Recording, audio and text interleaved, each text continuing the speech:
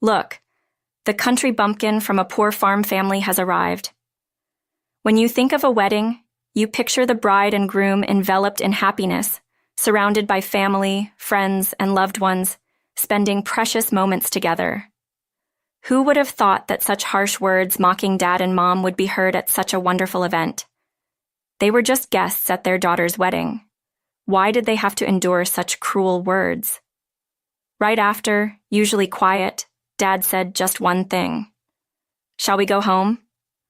Yes, that one sentence set everything in motion.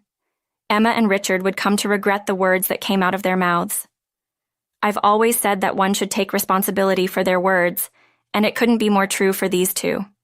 No matter how elite they claim to be, forgetting what truly matters is a dead end. Those who don't understand the importance of gratitude must learn there are consequences. I'm Evelyn, just turned 28 this spring. I live in what you would call a regional city. I think I have a convenient life. Most things are accessible by car, and most of my friends live nearby. I've never found local life inconvenient. I'm not one for flashy lifestyles, so it suits me. I even commuted to a nearby university because it offered the field I wanted to study. After graduating, I got a job at the local government office and still live at home. Weekdays are for work, and weekends are for shopping with friends or Mom. It's not flashy, but I find these days fulfilling. I have an older sister, Emma, but we're complete opposites and haven't gotten along since we were kids. Emma has always been into fashion. She longed for the trendy life of Boston, a city where everything is available. She filled her life with her own style and fashion, always enjoying putting together her whole outfit. I remember thinking how amazing she was as a kid, always in the middle of the fashionable crowd, while I had no interest in fashion and preferred reading and studying. Emma was all about style and hardly focused on her studies. Sisters can be so different.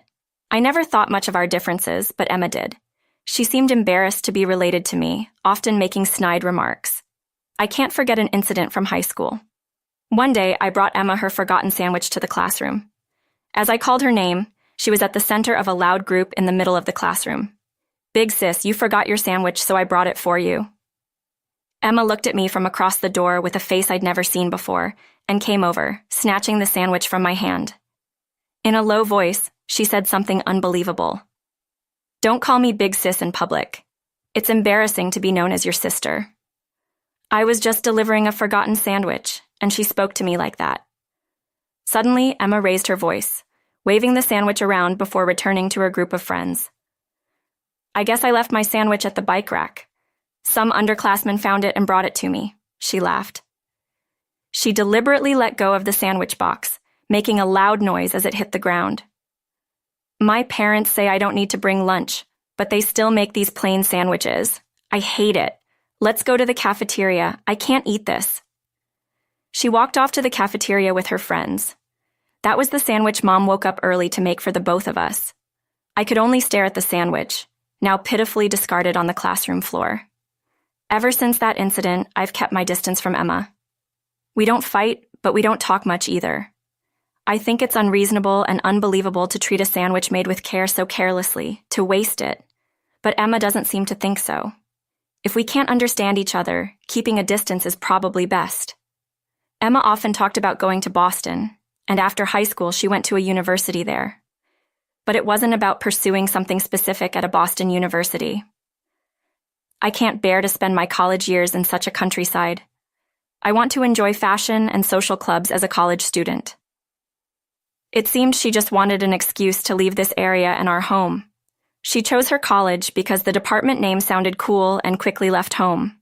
After 4 years of student life and becoming a working adult, people's true nature doesn't change. In fact, it feels like it's getting worse.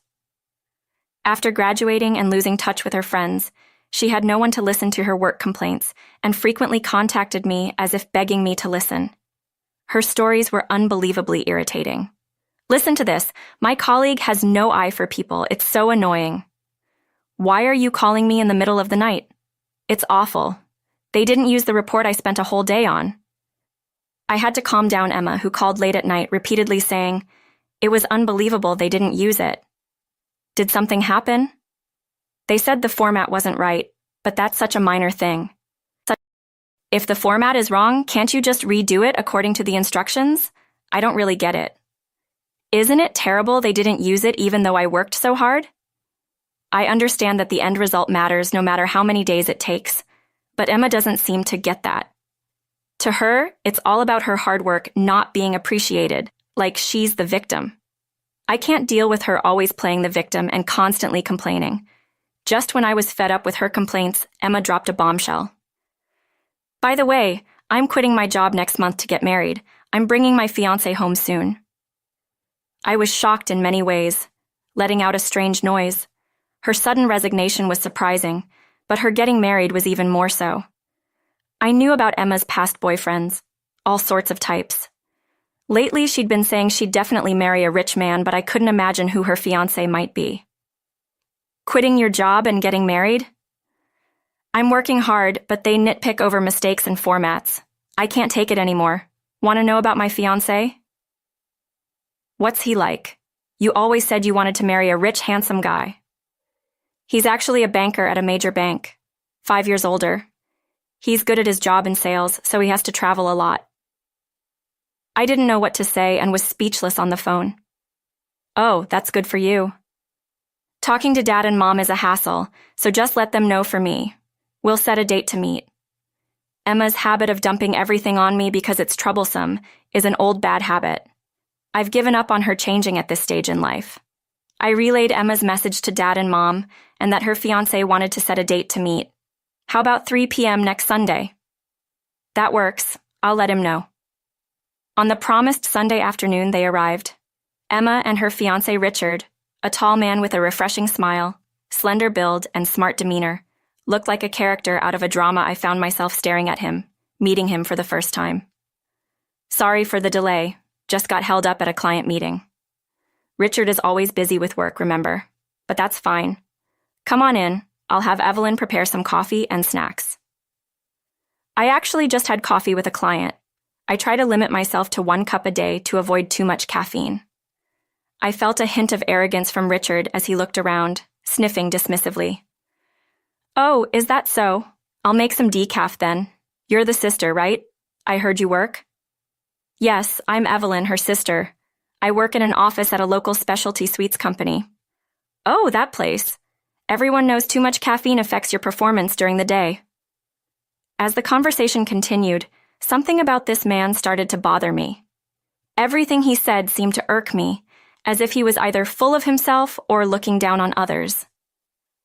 There was a noticeable discomfort in talking to him.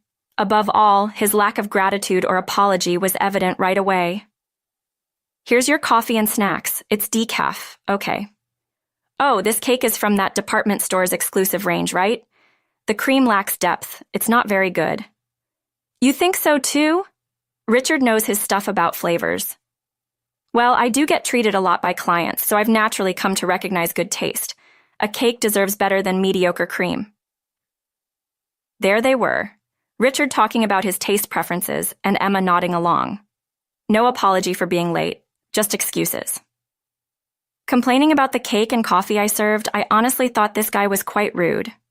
Would anyone really be so blatant about their dislikes in front of others? But it was clear he was even more disrespectful than I had imagined. This became evident when my parents met Richard. Dad's clothes were slightly dirty from working in the fields. Thank you for coming all this way. Nice to meet you. I'm Emma's dad. Oh, hello. Richard immediately frowned upon seeing Dad. Then, as if sensing it, Emma turned to Dad.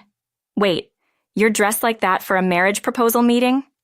Well, it's probably the best he can do. We're in the countryside, after all. Not much variety in clothes here. That's true. Sophisticated fashion is hardly a thing here. I was honestly infuriated by their conversation and wanted to retort right away. But Dad and Mom either didn't notice or ignored their rudeness, continuing the conversation with smiles. So, Richard, you're planning to marry Emma? Yes, I'm here to announce that I intend to marry Emma. That's wonderful. Emma, you found yourself such a fine young man. Well, yeah. Someone like Richard is the only match for me, you know, Emma answered, flaring her nostrils. I held back my urge to comment, listening as part of the family. So, where will you live after the wedding? We're not sure yet. Richard is so good at his job. He's popular at various branches. There's talk of a promotion coming up. I'm being rewarded for my performance in loan operations. I thought Emma could attend the ceremony as my wife. That's impressive. Quite the achiever, aren't you? Dad laughed heartily, sipping his coffee, and Mom couldn't hide her joy. Honestly, I didn't know what to think, drinking my coffee, which tasted bland. The conversation soon turned to their wedding plans. Are you two planning a wedding ceremony? Of course, we've been talking about having it at a famous hotel. I happen to know the manager there, so I thought I'd arrange it. I'm really looking forward to it. Then Emma and Richard exchanged displeased looks. You're coming to the wedding? Weddings are a time to invite those who have helped you along the way, to express gratitude and declare your future intentions. So when I heard that Emma wasn't inviting Dad and Mom, our family, I was momentarily stunned. Dad pretended not to hear and continued the conversation. It's a busy time for the farm, but maybe we can make it if we hire part-time help. Yes, it's our peak season, so let's arrange for part-timers early. If we get the part-timers sorted now, we should be able to make it. It's been decades since we last went to Boston. Maybe we'll stay for a couple of nights. Dad and Mom talked happily, but Emma stopped them. No, it's okay. You don't have to come. Why not? Well, I heard from Evelyn that you hurt your back doing farm work recently. Emma's gaze shifted nervously. Well, yes, but it's your wedding. Besides, Richard's parents aren't around anymore because of illnesses and accidents. He'd feel uncomfortable. Mom covered her mouth, unable to hide her surprise. I didn't know that. Sorry for not considering Richard's feelings, but I do want to see my daughter's wedding just once. Then, as if she'd been waiting for the moment, Emma quickly started talking. How about watching it live online? You can see the wedding from home that way. I prefer to be there in person, but if Richard feels that way, it's okay. We can watch it from home, right, Dad? Yeah. Then Emma turned to me with an unexpected request. So, Evelyn, we'd like you to handle the live streaming. You've always been good with computers, right? Me? Live stream your wedding? Think of it as helping out your sister who's done so much for you. I wanted to question what exactly she had done for me, but refusing seemed like it would cause more trouble later. It wasn't something I couldn't do, so I reluctantly agreed. Okay, I'll take care of the live streaming arrangements. How many people are we expecting to tune in? About 500 or so. A lot of them are Richard's work colleagues. It's hard to narrow it down. He's well respected. Not just at my current workplace, but many people from different places want to see my wedding. We've even narrowed it down. I got up, glancing sideways at Emma and Richard, who were bragging. I'll discuss the setup with the venue and get things arranged. After that, Emma and I had more contact, talked about the online wedding with 500 guests watching.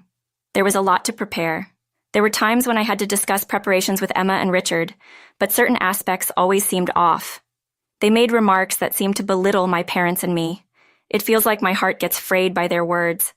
It's unimaginable to just work in the fields and end your life in the countryside. It's a job that doesn't require brains, right? Just moving your body, getting dirty from morning till night. It's just pathetic.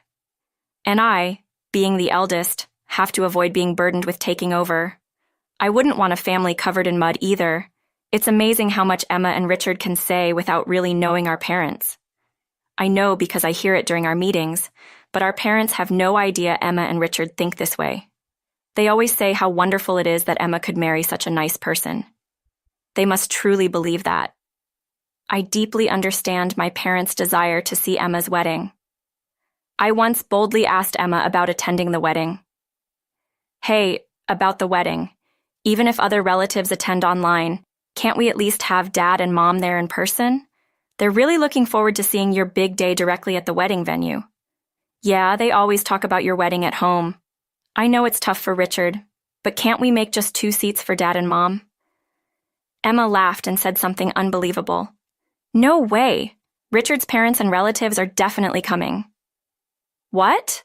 But you said they couldn't be there because of an accident or illness. Oh, you believe that? I had to say that because Dad and Mom were there. I couldn't believe my ears. Does this mean Emma doesn't want our parents to come? But it's a wedding, right? Isn't it a place to express gratitude to your parents? Parents as plain and country as ours don't fit in a fancy hotel. Having them there as my parents would be embarrassing if people knew they were my family. I believed you. So Richard's family not being there was a lie? The lie. Of course it was a lie. Richard's parents and relatives are all coming. I couldn't believe Emma was laughing on the other end of the phone.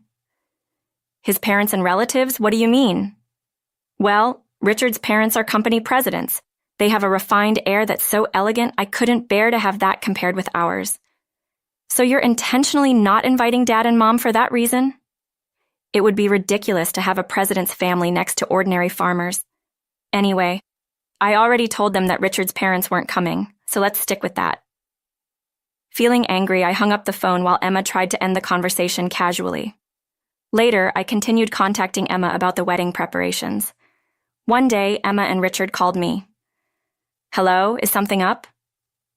Just wanted to tell you, Evelyn, we've decided to have my dad and mom's seats ready at the wedding, so we'll let them know.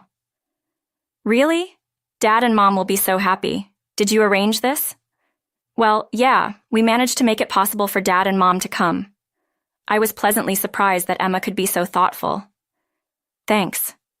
You and Richard must have gone through a lot of trouble. Dad and Mom will be overjoyed. But is there enough time to prepare? Don't worry about preparations. We've got it handled. Just have Dad and Mom come without any luggage. I thought it unusual for Emma to be so well prepared. Emma always expected others to handle things for her. From Emma, I got the message. I've prepared everything, so just come as you are. Such a statement coming from her was a surprise. Got it. I'll let Dad and Mom know. They really don't need to bring anything. I thought it would be too much to ask them to prepare everything now. They'll understand once they get to the venue. I ended the call and immediately told my parents they could attend the wedding. They were ecstatic. Richard must have had his reasons to be so considerate. We're grateful he understands people's feelings. Emma's lucky to marry such a wonderful man. It's common for parents in both families to rent attire and accessories for weddings, so I didn't find it strange when Emma said to come without luggage. I arrived early at the venue to set up the online streaming. While I was setting up the camera and equipment, it seemed my parents had arrived. I heard laughter as my parents appeared on the computer screen. Look, the country bumpkins from the poor farm family have arrived. Wow, they really came without any luggage. This place isn't meant for country folks. They really don't know their place. It's troubling. In the dressing room, Emma and Richard started to mock my parents. Spreading that country smell all over. Aren't they ashamed? The entire time my parents were getting ready, it was just a barrage of insults. Unbelievable that they'd invite their parents to their wedding only to insult them for coming. I felt sorry for my parents, but I couldn't just celebrate Emma and Richard without doing something. I operated the remote control in my hand. At that moment, their conversation in the dressing room was broadcast throughout the venue over the loudspeakers. I also managed the computer and had the start button for the video. By pressing this, the online wedding was set to stream. Emma and Richard surely hadn't expected it to be pressed before the actual ceremony. The insults and crude laughter about my parents echoed throughout the venue. The dressing room was soundproof, so Emma and Richard had no idea what was happening outside. Their insults continued to play around the venue and its surroundings for a while. Those who arrived early at the venue and those who connected online must have been shocked hearing such unbearable words from a bride in a pure white dress. My parents, having finished getting ready, heard all the insults as they waited near the venue. Suddenly, my usually quiet dad stood up and said one thing. Let's go home. Yes? Dad and Mom left the venue expressionlessly. Following them, the other guests began to leave one after another. Dad and Mom were seen talking to people who seemed to be Richard's parents. Inside the dressing room, Emma and Richard, unaware of the situation outside, looked almost comical. The staff rushed to Emma and Richard in a panic, but it was too late. The venue was almost empty, and the empty seats were noticeable. What's going on here? Why is everyone gone? Isn't that weird? The weird thing is you two. Emma and Richard turned to my voice. Did you do something strange? Emma muttered timidly, and I confronted her. Aren't your actions the cause? Emma looked at me in shock. Do you know how Dad and Mom felt about today? What are you saying? This is my fault? Emma glared at me fiercely. Richard, noticing the commotion, ran towards us. Can't be. Almost everyone left. Richard is respected, right? Is this the respect you mentioned? There were only a few people left in the wedding venue, even from a distance. And it was clear that those who remained seemed uncomfortable. They looked as if they didn't know what to do, and honestly, I felt sorry for them, but it couldn't be helped. Oh, by the way, there's someone Richard should meet. I called over a woman. Who is this? You wouldn't know her, Emma. She's Richard's girlfriend. What? I didn't know about this. Why are you here? Richard looked bewildered, as if he couldn't understand what was happening. Did you know he owns a small office building? Well, yes, the one downtown, right? Dad sometimes goes to his office building to share vegetables from our farm with the people working there. He apparently got to know about it while having casual chats with them, I explained. Emma looked at me as if she couldn't comprehend what I was saying. A woman he often chatted with casually showed her mobile phone, and the lock screen had a man resembling Richard. That's why Dad spoke to her. What do you mean the lock screen has Richard? Emma asked, confused. Dad got curious and asked her. She said the man in the two-shot on her lock screen was her boyfriend. That's ridiculous. Believing such a dramatic lie, you must be really foolish, Emma scoffed. I sighed in frustration. Dad didn't actually think it was Richard at first, but after talking to the woman about Emma and the upcoming wedding, she said, I thought so. That's when Dad decided to verify it with his own eyes. The woman said to be Richard's girlfriend left the venue in tears. What does this mean? He was cheating?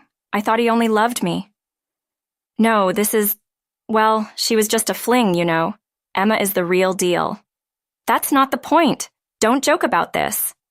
I decided it was time to reveal the biggest surprise. You two seem to be arguing right after getting married, but you know the cameras are still rolling. What do you mean? Emma asked, bewildered. Well, Richard has many acquaintances who wanted to see the wedding, so we connected it online. You can't just stop an online camera midway. Richard began to panic. Does that mean this whole conversation has been seen? Normally, you wouldn't expect a wedding to have such embarrassing moments broadcasted, would you? Richard's expression froze and gradually turned pale. What do we do now? This is bad. What's bad? Emma continued, still clueless. To enlighten the oblivious Emma, I explained further. This online wedding is being watched by Richard's work contacts, including people from his next transfer location, right? No way. Yes, the very same. He was excited to show his glorious moment to those expecting his promotion at his next posting. They wouldn't have expected him to cause such a scandal. Richard collapsed to his knees, his face ashen. What do we do now?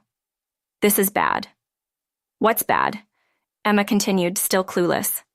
This online wedding is being watched by Richard's work contacts, including people from his next transfer location, right? No way. Yes, the very same. He was excited to show his glorious moment to those expecting his promotion at his next posting. They wouldn't have expected him to cause such a scandal. Richard collapsed to his knees, his face ashen. Emma and Richard's aftermath was terrible. Emma, who had planned to become wealthy by marrying an elite banker, was in an uproar, saying, this wasn't how it was supposed to be. The reason was that her belief in Richard being an elite banker and his family owning a prestigious large corporation had completely crumbled. It turned out that Dad owned a small office building with several companies, one of which was run by Richard's father. This was discovered when Dad recognized Richard's parents at the wedding venue by their seating arrangement and faces. Richard's father was desperately apologizing and bowing to my parents as they were about to leave the venue.